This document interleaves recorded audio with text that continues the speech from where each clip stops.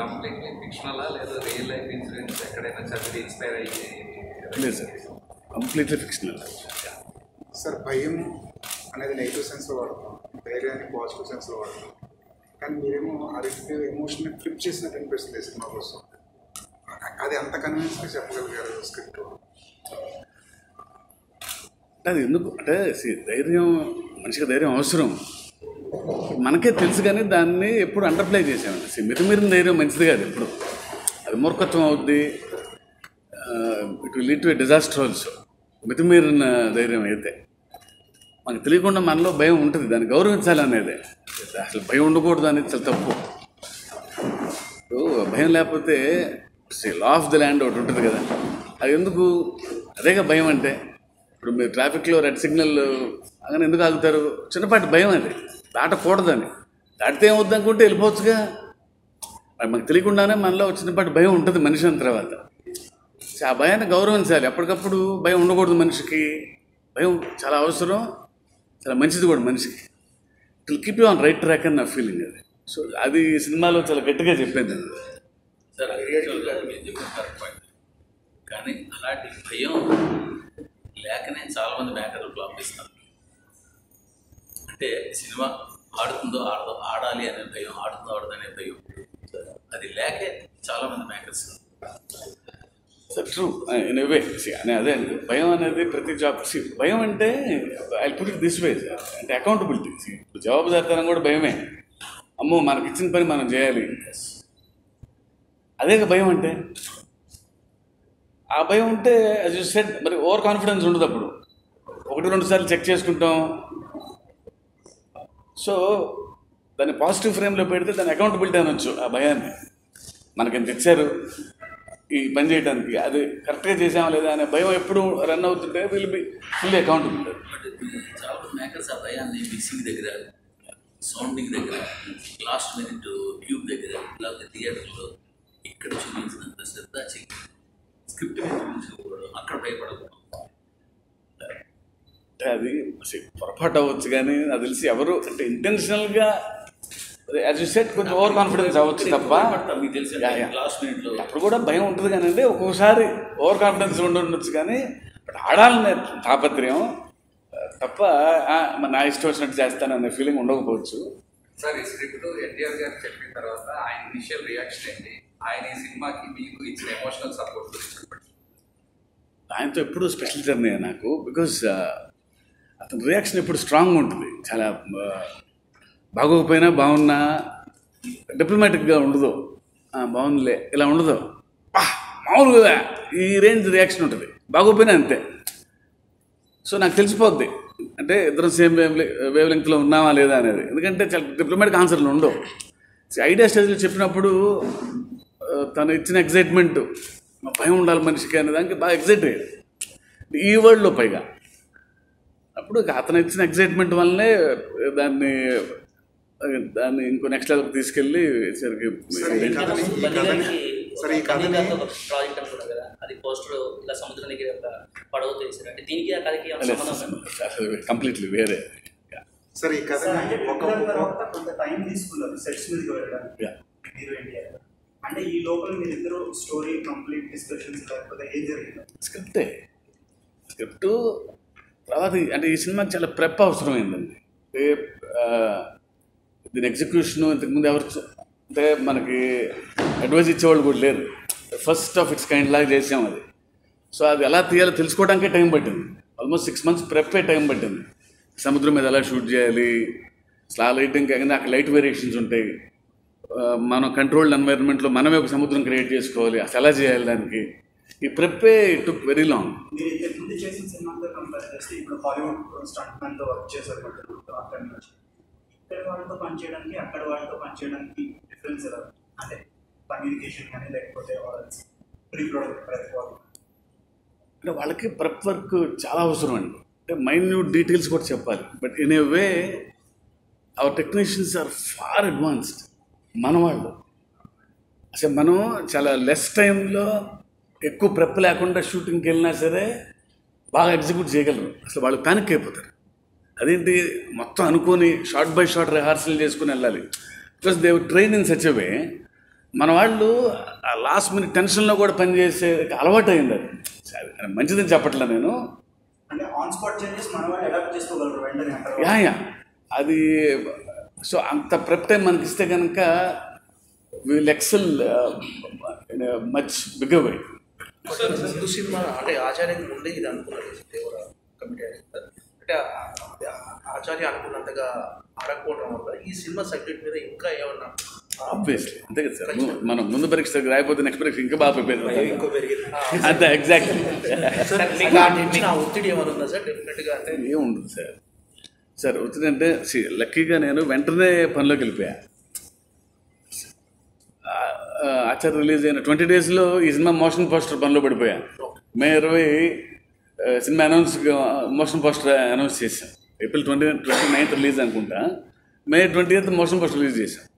So 3rd day I was back in to work. అసలు అది ఒత్తిడి అంటే ఏం లేదు సార్. మీ కాంబినేషన్ వచ్చిన జనతా గ్యారేజ్లో ఒక మంచి ప్రకృతిని కాపాడుకోవాలని ఒక మంచి స్ట్రాంగ్ మెసేజ్ ఇచ్చారు. ఇందులో కూడా లైక్ ఒక చిన్న మెసేజ్ ఉండొచ్చు, లేదంటే కమర్షియల్ మాస్ కంటెంట్తో కూడిన కమర్షియల్ సినిమా అనుకోవచ్చు. మెసేజ్ అంటే సార్ ఇప్పుడు మనం తీసుకుంటే మెసేజ్ అంటే మీ సినిమాలో మ్యాక్సిమం ఉంటుంది కదా, భయం ఉండాలి అనేది. సరే దాని మెసేజ్ అనుకోవచ్చు. సార్ ఇప్పుడు ఈ కథని ఒక పార్ట్లో చెప్పలేము, దీనికి 2వ పార్ట్ కావాలి అన్న ఐడియా ఎప్పుడు వచ్చింది సార్? ఏ స్టేజ్లో వచ్చింది ఈ సినిమా?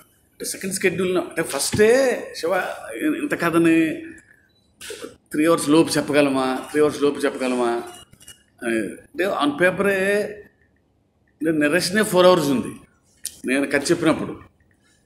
సో అది పేపర్ మీద పెట్టినప్పుడు అది 6 hours 7 hours వస్తుంది. అది టూ మచ్ ఉంది.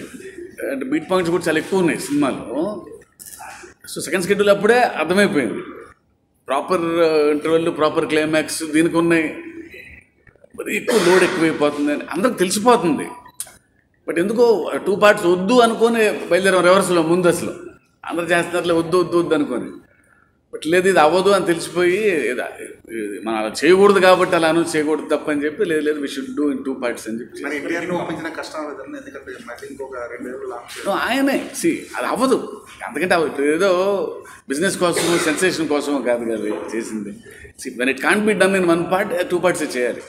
సార్ రత్నవేలు గారు రీసెంట్గా చెప్పారు, so effort under the water కానీ ఓవర్ ది వాటర్ కానీ సినిమా షూట్ చేయడానికి, లైటింగ్ చేయడానికి కానీ చాలా ఎఫర్ట్ పెట్టాల్సి వచ్చింది. ప్రతి టెక్నీషియన్ అంటే సాబు సిరియల్ గారు కానీ మీరు కానీ ప్రతి టెక్నీషియన్ కానీ on the work top work చేశారు సినిమా కోసం అని. సో అది స్క్రీన్ మీద ఎలా రిఫ్లెక్ట్ అయింది? మీరు ఫైనల్ కాపీ చూసినప్పుడు ఏమనిపిస్తుంది? అదే లక్కీగా ఈ సినిమా అందరూ పెద్ద టెక్నీషియన్స్ అండి. వీట్ రాండి గారు, సాబు సిల్ గారు, శ్రీకర్ ప్రసాద్ గారు, అనిరుద్. సో నేను నా ఐడియా చెప్పినప్పుడు అందరూ హోంవర్క్ చేసుకొని they will come up with ideas. మొత్తంగా నేనేం స్పూన్ ఫీడింగ్ ఇవ్వాల్సిన పనిలే. అలాంటి టెక్నీషియన్స్ కాబట్టి they can understand the mood of the film. So వాళ్ళ ఇన్పుట్సే ఎక్కువ నా ఇన్పుట్స్ కంటే. అందరూ ఆల్మోస్ట్ లెజెండరీ టెక్నీషియన్స్ అందరూ. సో సాబు గారు ఇచ్చిన ఐడియాస్ కానీ ఇలా చేయొచ్చు, ఎందుకంటే ఆయన ఎక్స్పీరియన్స్ వేరు. ఆల్మోస్ట్ 30-40 years నుంచి ఎన్నో ప్రయోగాలు చేసిన మనిషి. చివరి ఇలా చేద్దాం, బోట్స్ ఇలా చేద్దాం, వాటర్లో చేద్దాం, ఆయన ఇచ్చిన ideas the best learning process ఈ సినిమా నా వరకు. సార్ మీరు ఇప్పుడు దాకా మీరు చేసిన సినిమాలన్నీ ఫస్ట్ నుంచి కూడా ఆయా హీరోల కెరీర్లో బిగ్గెస్ట్ హిట్లు మీకు అప్పుడు రిలీజ్ అయిన అందరికీ వచ్చినట్టే ఒక ఫెయిల్యూర్ ఉంటుంది మీకు. కాకపోతే ఈ సినిమా కొన్నంత ప్రెషర్ ఏ సినిమాకి లేదని అనుకోదు కదా, ఎందుకంటే మొత్తం మీ చుట్టూరు తిరుగుతుంది ఫస్ట్ టైం. ఎప్పుడూ మీకు ఇది లేదు, ఎందుకంటే మీరు ఎప్పుడూ సక్సెస్ఫుల్. ఫస్ట్ టైం ఎక్స్పీరియన్స్ మీకు. సార్ సక్సెస్ వచ్చినప్పుడు సినిమా రిలీజ్ అవ్వగానే బ్యాగ్ చదువుకున్నట్టు వెళ్ళిపోతా. అసలు I won't take any pressure. ఇక సక్సెస్ నాదే అని ఎప్పుడు టీమ్ ఎఫర్ట్ అందరం కలిసి. ఇప్పుడు మొత్తం నా వల్ల ఏంది అనేది కాదు, అదే అంటున్నాను నేను. యాజ్ ఎ సెడ్ నేను కథ చెప్పినప్పుడు అసిస్టెంట్స్ ఇచ్చే ఐడియాస్ కానీ ఆల్ టెక్నీషియన్స్. అప్పుడు దేవిశ్రీ ప్రసాద్ కూడా నాకు సరే ఇలా ఉంటే బాగుంటుంది, ఇలా ఉంటే బాగుంటుంది. శ్రీకర్ ప్రసాద్ గారు అయితే టిల్ ది లాస్ట్ మినిట్. కానీ ఎవరూ అన్నీ నాకు తెలుసు అనేది మనకు లేదు అది ఎప్పుడు. So I won't take it too much pressure నేను ఎప్పుడు తీసుకోను ఏదైనా. చిన్నపాటి ఎగ్జైట్మెంట్ అంటారా మీరు, నర్వస్నెస్ అది ఉంటుంది, కానీ అంటే అసలు ఎప్పుడు we can't perform under pressure అని పర్సనల్ తీసుకున్నాను ఇప్పుడే. I will try to get detached. Sir pre release event భారీగా ప్లాన్ చేస్తారు నోవెటల్లో, బట్ కంజెస్టింగ్ క్యాన్సిల్ అయిన హ్యూజ్ క్రౌడ్. సో డిసప్పాయింట్మెంట్ ఉందా మీకు కానీ టీవీ కానీ? ఆబ్వియస్లీ వెరీ అన్ఫార్చునేట్ అది, because long journey 3 years journey తర్వాత అందరం వాళ్ళ ఎక్స్పీరియన్స్లు పంచుకుందాం. ఒకటే వేదిక ఉంటుంది, అంతకుమించి అందరం కలిసి ఉండే వేదిక ఉండదు. So every one wanted to share. అందరు ప్రిపేర్ అయ్యారు వాళ్ళ స్పీచ్లు, అదే స్క్రిప్ట్ ప్రిపేర్ అయినట్టు చాలామంది పాపం అన్ని పాయింట్లు కావాలి. This to share. First time నాకు అది రామ్జీ ఫోన్ చేసి సార్ నేను ఇలా మాట్లాడదాం అనుకుంటున్నా, రండి గారు ఫోన్ చేసి ఇలా మాట్లాడదాం, శ్రీకాంత్ గారు ఫోన్, ఇలా అందరం వాళ్ళ ఎగ్జైట్మెంట్ అది పంచుకుందాం అనుకున్న టైంలో ఇది జరగడం, మళ్ళీ ఇలాంటి వేదిక దొరకదు. సో ఆబ్వియస్గా అలాంటి ఈవెంట్ జరగకపోవడం very unfortunate, but will try to compensate. మీకు తెలిసి ఎక్కడ అది అసలు నేను మనకి అసలు అదే ప్లాన్ చేసిన వాళ్ళు ప్రొడ్యూసర్లే అడిగితే బెటర్. తర్వాత డిస్కషన్ ఎన్టీఆర్ గారు ఇచ్చిన మోరల్ సపోర్ట్ ఎలా ఉందంటే బిఫోర్ సినిమా నుంచి ఆ జ్ఞాపకాన్ని బయటకు చేసి అంటే మామూలుగా అయితే సక్సెస్ చుట్టూ తిరుగుతుంది ఇండస్ట్రీ. మామూలుగా ఒక సినిమా కమిట్ అయినా కూడా అలాంటి డిజాస్టర్ వస్తే వెంటనే హీరో షిఫ్ట్ అయిపోతుంది. బట్ ఏంటంటే ఎన్టీఆర్ మళ్ళీ మీతోనే ట్రావెల్ అవుతుంది. ఆయన ఇచ్చిన మోరల్ సపోర్ట్ ఎలా ఉంది? Is like my very close friend అండి, ఇట్స్ లైక్ మై బ్రదర్. ఇప్పుడు స్క్రిప్ట్లే మాడుకుంటుంటాం. స్క్రిప్ట్నే నమ్ముతాడు, నేను చేయని కథలు కూడా వింటా, అందులో చేస్తే బాగుంటుంది అని.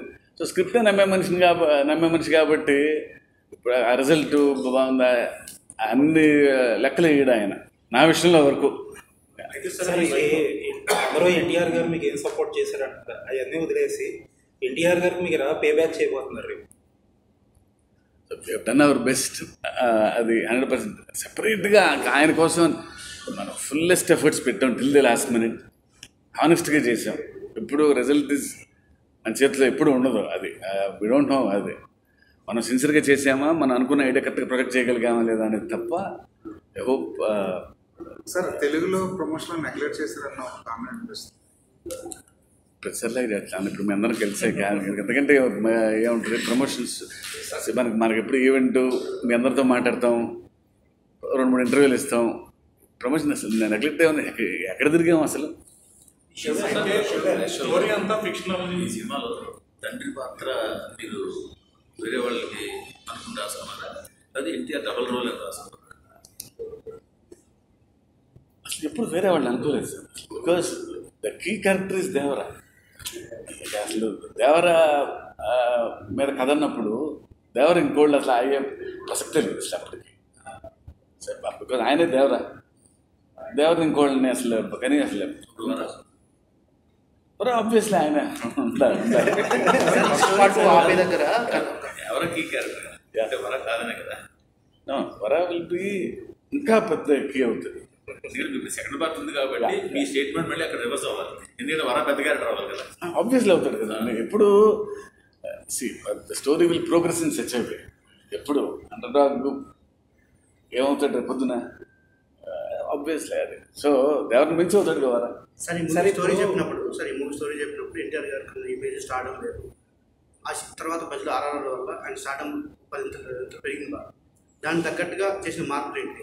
అంటే మార్పులు జరిగే ఓన్లీ టెక్నికల్ స్టాండర్డ్స్ పెంచారు. తర్వాత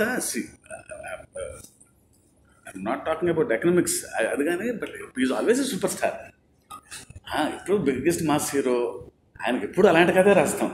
దాని తర్వాత ఆయన అంతకుముందు ఏమన్నా కొంచెం తక్కువ హీరోనా కాదు కదా. It's always biggest mass hero I have ever seen. So obviously ఆయనకి ఎప్పుడు అదే రాస్తాం. కానీ అంటే ఇంటర్నేషనల్ స్టాండర్డ్స్కి వెళ్ళిపోయిన సినిమా తర్వాత ఇప్పుడు హాలీవుడ్.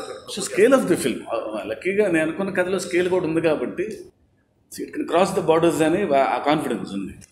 ఇప్పుడు సినిమా 2 parts కింద చేస్తున్నప్పుడు మీరు ఆబ్వియస్లీ సెకండ్ పార్ట్ ఒక 2 ఏళ్ళు 2.5 ఏళ్ళు సంథింగ్ ఏదో పడుతుంది.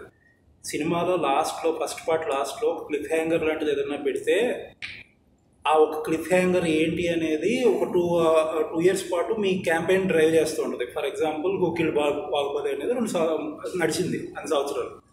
బట్ మన ఇంటర్వ్యూలో ఎన్టీఆర్ గారు మాట్లాడితే అలాంటి క్లిఫ్ హ్యాంగర్ ఉండదు అన్నట్టు చెప్పారు. ఓకే సార్, 2 పార్ట్స్లో కంప్లీట్ అయిపోతుంది. ఆల్రెడీ రంగవేల్ గారు కొంచెం లీక్ కూడా ఇచ్చారు దాన్ని. అదొకటి ఉందా? కంప్లీట్ అయిపోతుందా లేదా ఎక్స్టెండ్ అవ్వడానికైనా? లేదు అసలు అలాంటిది లేదు. ఈ కథ అనుకోకుండా లెంగ్త్ ఎక్కువ 2 భాగాలేం తప్ప 3-4 అసలు ఆ ఉద్దేశం లేదు. అది అట్లా వీ డోంట్ నో. అది ఆయన అవైలబిలిటీని బట్టి దాన్ని బట్టి కదా డేట్స్. మీకు చిరంజీవి గారికి ఎలా ఉన్నాయండి ఎప్పుడు బాగుంటాయి. అంటే ఆయన కొంచెం బయట మీటింగ్లు అది మీ గురించి కొంచెం మాట్లాడారు. Honestly, it was blown away. See, sir, he's the first man to text me, you will bounce back. మామూలు కాదు శివ, మామూలు కొట్టం అని చెప్పి ఆయన మెసేజ్ పెట్టి నాకు ఆయన మెసేజ్ ఎందుకుంటుంది. Unnecessary blown thing. కంప్లీట్గా ఫిక్షనల్ స్టోరీ అని చెప్తున్నారు. అయితే ప్రొడక్షన్ డిజైన్ మీద కొంచెం ఎక్కువ శ్రద్ధ చూపించవచ్చు. మీరు అనుకున్న పేపర్ మీద ఉన్నది కొద్దిగా వచ్చింది అనుకుంటున్నారా? విజువల్గా కంప్లీట్ అంటే ఐ థింక్ అంటే చాలా ఎక్కువ కాంటెంట్ బయటకు వచ్చాము. You should know the scale because ఎక్కడ కాంప్రమైజ్ అవ్వాలా. అందుకే it took time. We post release date కూడా మార్చాము టు మ్యాచ్ దట్ స్టాండర్డ్స్. అయితే ట్రైలర్ టీజర్ని బట్టి ఇది ఆల్రెడీ చూసేసి కల్లా అనిపిస్తుంది అన్నటువంటి సినిమాలు ప్రస్తావిస్తున్నారు. ఎన్టీఆర్ గారి పాత సినిమాలు ఇప్పుడు ఆల్రెడీ కొన్ని లైన్స్ సిమిలర్గా ఉన్నాయి అనిపిస్తున్నాయి అని సోషల్ మీడియాలో అది మీ ద్వారా వచ్చిందా? ఏ సినిమా లాగా ఉంది అంటే ఆంధ్ర వాళ్ళ అలాగే ఎలా ఎందుకు ఆంధ్ర వాళ్ళ సో మీకే తెలుసు ఆన్సర్. ఇద్దరుంటే అయితే అంటే భూమి పుట్టినప్పటి నుంచి ఉన్నాయి. అసలు అదే కంపేర్ దానికి మనం ఎట్లా ఆన్సర్ చేస్తాం. లెజెండరీ యాక్ట్రెస్ శ్రీదేవి గారి కూతురు జాన్వీ కపూర్ యాక్ట్ చేశారు ఇందులో. ఎలాగ యాక్ట్ చేశారు? ఆవిడతో వర్కింగ్ ఎక్స్పీరియన్స్ ఎలా ఉంది? ఆవిడ ఈ క్యారెక్టర్లోకి ఎలాగ సెట్ అయ్యారు? అంటే మా సినిమా హీరోయిన్ అని కాదు కానండి, షీస్ వన్. అంటే షూటింగ్కి వచ్చినప్పుడు ఈ కథలో భయం అని చెప్పాను. భయం ఆ అమ్మాయిలో చూసా. ఎవ్రీ డే రోజు భయంతో వస్తుంది. నాకు జనరల్గా సీన్ పేపర్ కొంచెం పొద్దున్నే ఫైన్ ట్యూన్ చేయడం అలవాటు. మార్నింగ్ ఇంక ఈ సీన్ వెళ్ళిపోతుంది బయటికి, ఇంకేం చేయొచ్చు అని మార్నింగ్ కూడా. అట్లా అమ్మాయి ఉన్నప్పుడు అది ఛాన్స్ లేదు. 1 వీక్ 10 days ముందు నుంచి అడుగుద్ది, సార్ సీన్ పేపర్ నాకు ముందే పంపండి అని. అంటే ఎంత రిహార్సల్ చేస్తుంటే అమ్మాయి ఆ సీన్ ఓన్ చేసుకొని ఎక్కడెక్కడ పాజులు ఇవ్వాలి, ఎక్కడ హైలైట్ చేయాలి, తన సొంతంగా కొన్ని యాక్టివిటీస్ ప్లాన్ చేసుకొని సీన్ మధ్యలో అంత హోంవర్క్ చేసి వస్తుంది. వన్ గ్రేట్ యాక్టర్ అండి. తారక్ ఫస్ట్ షాట్ అప్పుడే అమ్మాయి టేక్ అయిపోయి ఇటు తిరిగింది, తారక్ అక్కడి నుంచి వెళ్ళాలి అన్నారు. ఫెంటాస్టిక్. అది ఎలా జరిగిందో ఆ అమ్మాయి అనుకుందంటే మేము అనుకున్నాము, అది అనుకోకుండా కరెక్ట్గా కుదిరిందండి. అది ఐ డోంట్ నో. ప్రీవియస్ ఫిల్మ్స్తో పోలిస్తే టెక్నికల్గా చాలా స్ట్రాంగ్. సో ప్రమోషనల్ కంటెంట్ బయటకు వచ్చిన తర్వాత దాని ఫీడ్బ్యాక్ బట్టి మళ్ళీ ఏమన్నా కొంచెం కసరత్తు చేయాల్సి వచ్చిందని చేశారు. అంటే it was the same film always. Right from the first glimpse చిన్న అప్రిషియేషన్ అలాగే ఉంది. ఎవరు నాకు ఇంకా చేయాలని మేము ఎత్తుక్కొని చిన్న ఫ్లాస్ ఏమైనా ఉంటే వాటిని ఓవర్కమ్ చేసుకొని కష్టపడ్డాను తప్ప there was not much of negative from any corner. It was మంచి అప్లాజ్ వచ్చింది. యా లాస్ట్ మినిట్ వరకు అండి. మొన్న 4 days బ్యాక్ కూడా లాస్ట్ షాట్ వచ్చి మళ్ళీ దానికి ఫ్యూ ఇటరేషన్స్ మళ్ళీ చేసుకొని మొన్న 4 days బ్యాక్ వరకు కూడా we did our best. మీ ప్రతి సినిమాలో లైక్ ఇప్పుడు భరత్ అనేది తీసుకుంటే బాధ్యత అనే దాని గురించి రిపీటెడ్గా క్యారెక్టర్ చెప్తుంటాడు. ప్రామిస్ గురించి, మాట నిలబెట్టుకోవడం గురించి. శ్రీమంతుడిలో giving it back to our roots అని ఉంటుంది. ఇందులో భయం is the driving force. So మీరు కథ రాయడం మొదలుపెట్టినప్పుడు ఈ ఎలిమెంట్స్ అనేవి స్టార్టింగ్ పాయింట్గా ఉంటాయా, లేకపోతే కథ రాసేసాక ఆ కథలో ఈ పాయింట్స్ హైలైట్ అవుతున్నాయి కదా వీటిని ఎంఫసైజ్ చేద్దాం అనుకుంటారా? సమ్టైమ్స్ అంటే the core idea and the ప్రొటాగనిస్ట్కి రెండు బ్లెండ్ చేస్తాయి. ఆడ ఇలాంటి ఐడియాలజీతో ఉంటే ఆ క్యారెక్టర్ ఎలా ఉంటుంది. So the character and the core idea will travel in sync. సినిమాలు ఎప్పుడు ఆ రెండు స్ట్రాంగ్ ఉండేది చూసుకుంటారు. అంటే కోర్ ఐడియా స్ట్రాంగ్ ఉండాలి, దాన్ని నమ్మే క్యారెక్టర్ కూడా చాలా స్ట్రాంగ్ ఉండాలి. సో ఆ రెండు కరెక్ట్గా కుదిరితేనే నేను స్టోరీ బాగా రాయగలను. సో ఐడియాలజీ ఫస్ట్ నుంచే ఉంటుంది 100%.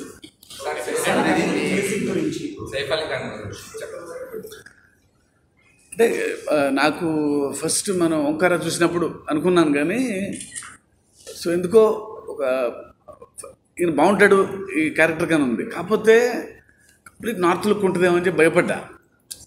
బట్ ఆయనకి చెప్పిన తర్వాత ఆయన కూడా అదే ఎక్స్ప్రెస్ చేశారు, సార్ వెరీ రూటెడ్ ఫిల్మ్, పైగా సిటీ ఫిల్మ్ కూడా కాదు, మీరు అనుకుంది నేను డెలివరీ చేయగలను భయం ఉందంటే, లేదంటే we'll do one look test అని చెప్పి నేను స్కెచ్ చేసి పంపాను.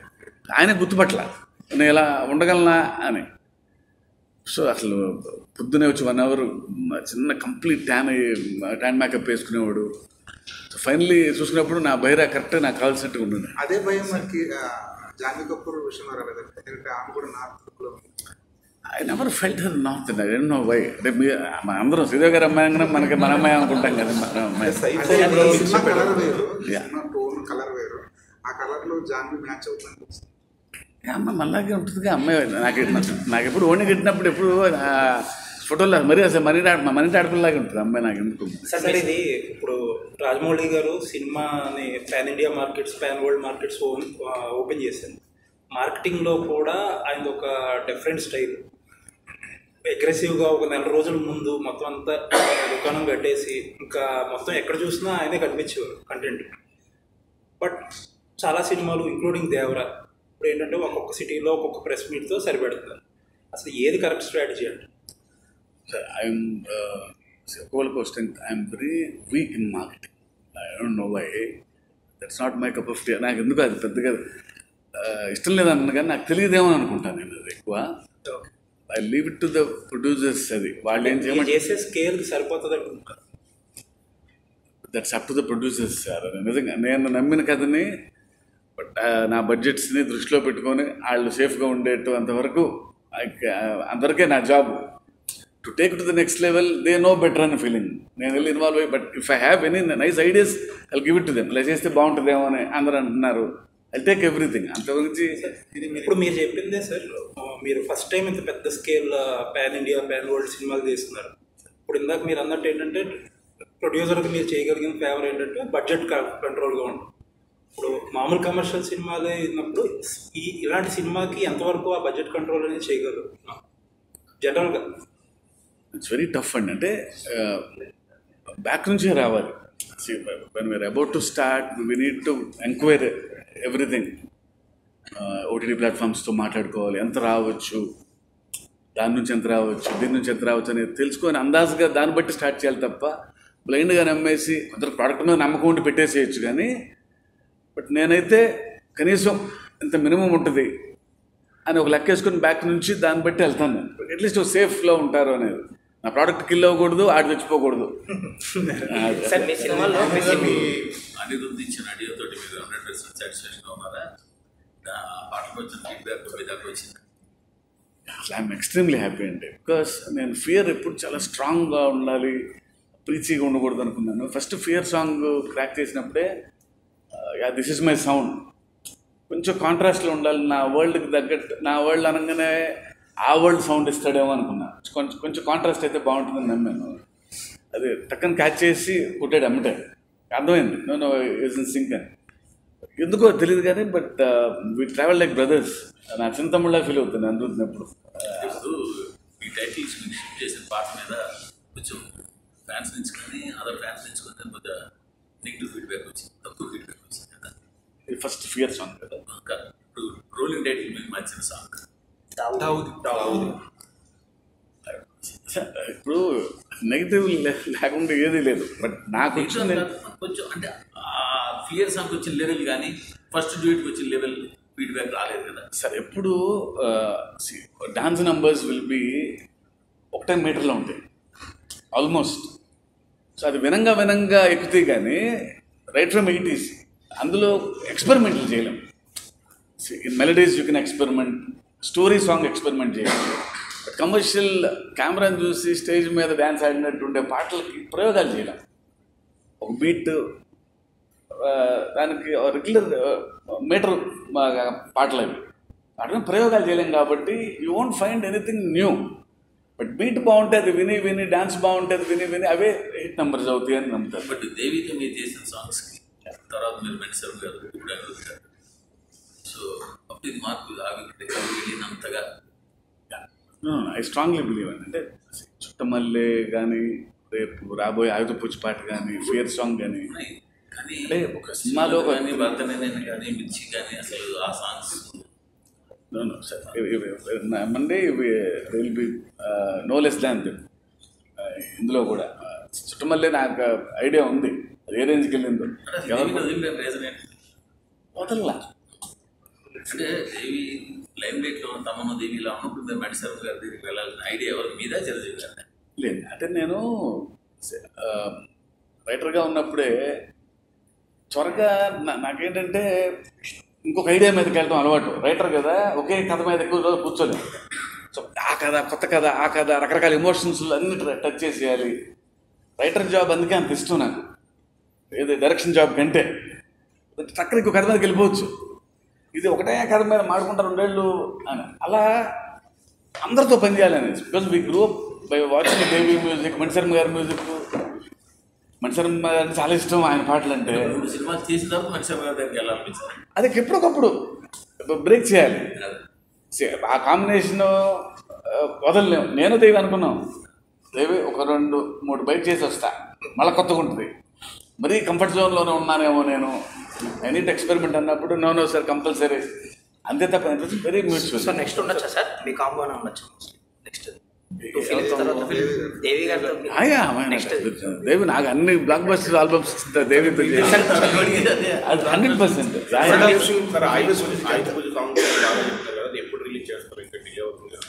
I think tomorrow or day after, I don't know. అది వాళ్ళని అడగాలి, నేను అసలు అది పట్టించుకోవట్లేదు.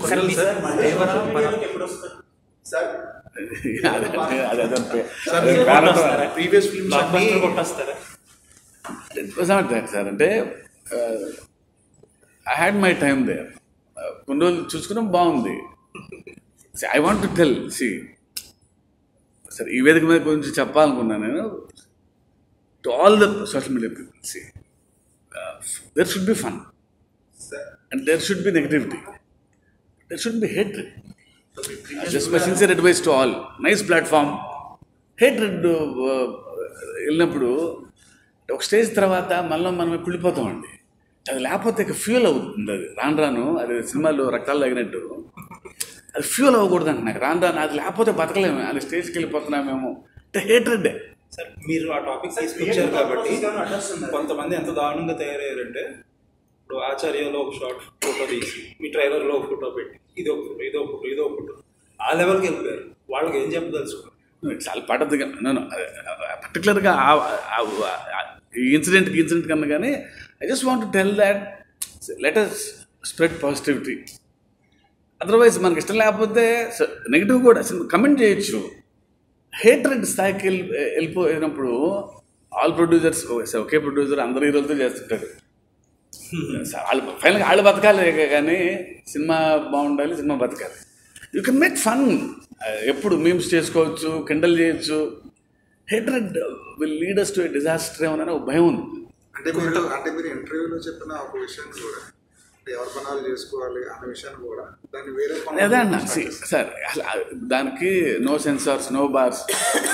ఇప్పుడు నేను జవాబుదారితనం ఉండాలని అంటున్నాను అంతే. ఎవరి పనులు చేస్తేనే మనకి డబ్బులు ఇచ్చినందుకు అది చేయాలని అనేది.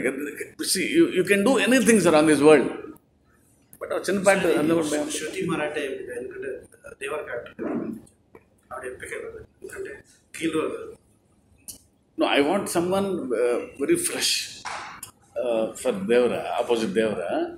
ఏ ఇమేజ్ లేకుండా ఉండాలి.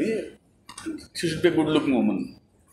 సార్ మీ సినిమాలో యాక్షన్ బ్లాక్స్ హై ఇస్తాయి థియేటర్స్లో, లైక్ శ్రీమంతుడు కానీ మిర్చిలో కానీ చాలా లైక్ జనతా గ్యారేజ్ క్వాలిఫైడ్ కానీ. ఇప్పుడు ఈ విషయంలో ఈ సినిమాకి వచ్చేసరికి ఎర్ర సముద్రం గురించి ఎక్కువ హైలైట్ చేస్తున్నారు టీమ్ కానీ మిగతా కానీ. ఆ ఎపిసోడ్ ఎలా ఉండబోతుంది మీ యాక్షన్ బ్లాక్స్తో? 3 days definitely it will be high feast. Janatha garage, Mirchi, భరతన నేను, శ్రీమంతుడు ఇవన్నీ Telugu blockbusters. Sir first time నేను ఒక పూర్తిగా పాన్ ఇండియా లెవెల్లోకి వెళ్తున్నాను ఈ సినిమా ద్వారా.